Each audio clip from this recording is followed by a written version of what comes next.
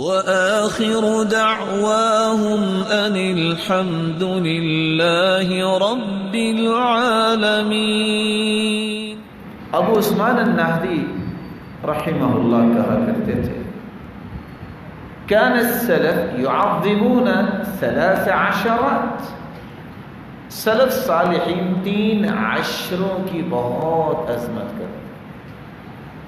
العشر الاول من المحرم، محرم کے پہلے 10 دن، والعشر الاول من ذی الحجہ، اور ذی الحجہ کے پہلے 10 دن، والعشر الاواخر من شہر رمضان، اور رمضان المبارک کے آخری 10 دن۔